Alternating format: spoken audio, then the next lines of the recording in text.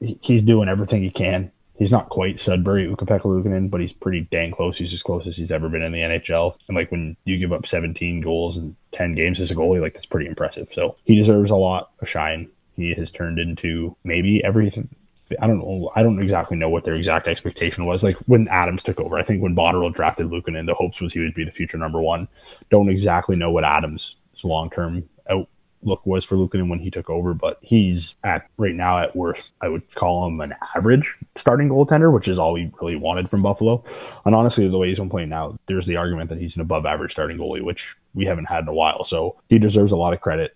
The team in front of him is kind of letting him down, which is really weird because that wasn't the case last year. It's basically a complete 180, and I don't see an end in sight to it unless the Sabres are somehow capable of flipping a switch and Tage Thompson, Dylan Cousins, and Tuck start scoring at a breakout pace again, because it's frustrating. Like last year, every game we could at least be like, oh man, like at least the Sabres scored 5 goals. Luukkonen didn't play that well, but the Sabres scored 5 goals. Now it's, what the hell, guys? Luukkonen's playing his ass off, and you guys just aren't doing anything for him. And I look at it as if you would have told me coming into this season that, Devin Levi would be in Rochester and the goaltending would kind of be stabilized, I wouldn't have probably believed you, because I don't think any of us saw Luukkonen taking the step that he has as the basically the starter, because they've got Eric Comrie as the backup, and sure as hell he ain't going to play unless it's a back-to-back situation.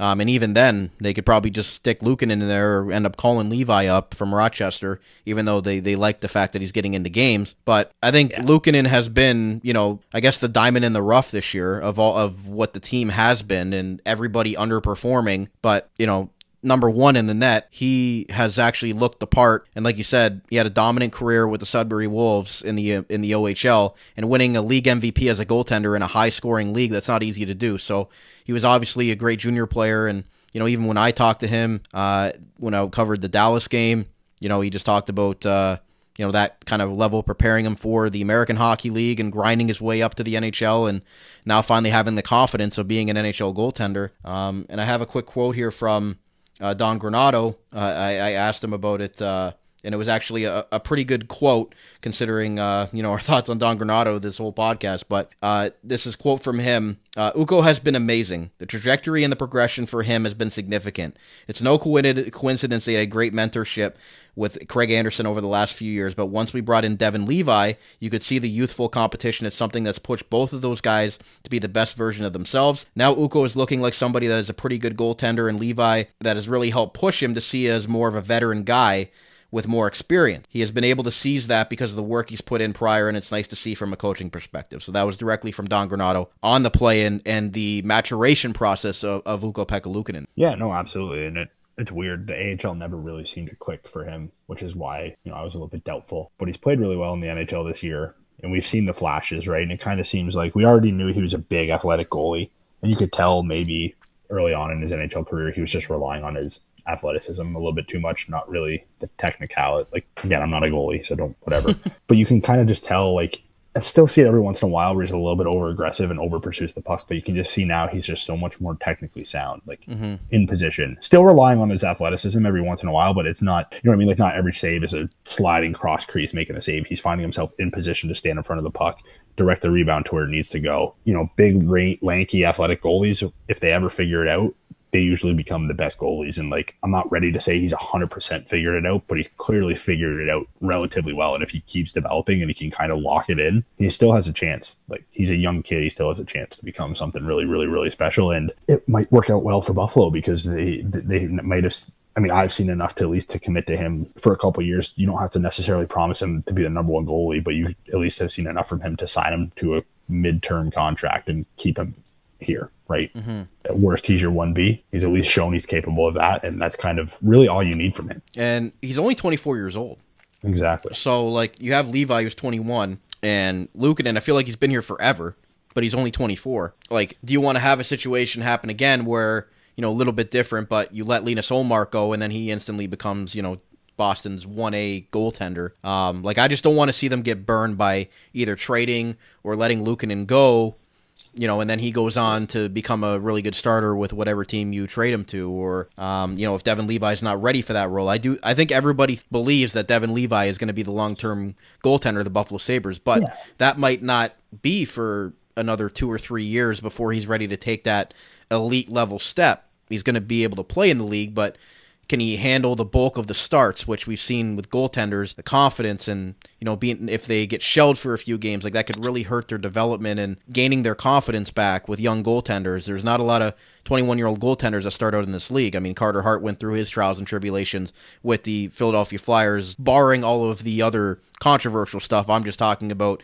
strictly on the ice when he started out as a young goaltender. And Luukkonen, 24, this is technically, he's already going to surpass his most games played in a season here coming up shortly. So, and we still got, a quarter of the season left here. So, I mean, he's going to play the most games he's ever played in a season, but you'd want to almost think that he's earned the opportunity next year to go and possibly start in 50 or 60 games for this team to really see, okay, what do we have in this guy? Is he going to be a starter or is he going to be a backup? Is that fair to say? Yeah, 100%. And like the good news for Buffalo is he's RFA, right? So he's a restricted free agent. Unless you trade him, he's not really going anywhere. So the silver lining in this season might be Luukkonen's play, where Buffalo's seen enough to be like, hey, we can give you a 3-year deal and make you our de facto starter next year. If they work something out, either Levi can be your 1B, but you don't have to put a lot of pressure on him because Luukkonen can do it. Or best case scenario, you can let Levi play 60 games in Rochester next year and you find a way to get a veteran back up on a 1-year deal,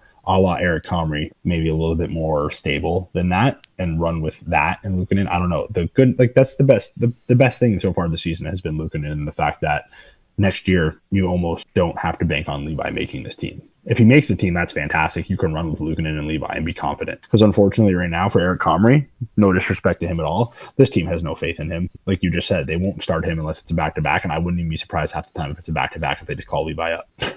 Not wrong. And again, right? they're relying on a 21 and 24-year-old goaltender going into the year, and I don't think that we gave them enough criticism for that because we like Luukkonen, we like Levi, but was that the smart play going into this season with how fragile this team has been, on the offensive side and, as far as their team defense, to put all that pressure on a 21-year-old and a 24-year-old? And we saw, Levi's been up and down, and now it seems like they finally got a plan for him starting in Rochester, which probably should have been the plan from the beginning, but you saw last year and you wanted to grasp onto that and say, okay, we've got lightning here, let's use it. But like, it almost, looking back on it now in retrospect, like, was this, a failed plan from the beginning in wanting to rely on a 21-year-old Devin Levi and a 24-year-old Ukko-Pekka Luukkonen as the backup, when they should have had, like you said, a contingency plan in place here to have Levi start in Rochester, have a veteran goalie better than Eric Comrie to be able to, help supplement the starts at this point. Yeah, I mean, it probably would have been the way to go. I realized the market wasn't exactly the greatest. I mean, look at Ottawa, what they threw at Korpisalo. I think nobody would have been happy if Buffalo did anything remotely close to that. The options weren't exactly the greatest, but there probably was a move out there that could have been made. I don't know exactly what it could have been, but if they tried hard enough, they probably could have found one. But that being said, they put themselves in this position. They've kind of lucked into Luukkonen. He was not very stable at the beginning of the year, but he definitely stabilized now. It kind of sucks. Maybe that's because he didn't know where he stood organizationally. Now that he kind of knows, hey, I'm the guy. I don't know how it works. I'm not a goalie. I know they're very weird characters. But yeah, I don't know. It's just, he's literally, Middlestad's also been a bright spot. Like, I don't want to just gloss over that, but like figuring out that Luukkonen can be an intermediate piece for this team, like maybe not a long-term 7-year guy, but you can definitely rely on him for the next, 3-4 years. That's big, because I don't know if we knew that coming into the season. So really this season has been Luukkonen's breakout year, I guess, and that's probably the main headline. We'll see. Like I said, we'll see what they do with Casey Middlestad if he's still here, because if he gets moved or extended, that will probably take over as one of the top headlines of the year. But right now, I think Luukkonen deserves that. This is the best story so far for the Sabres.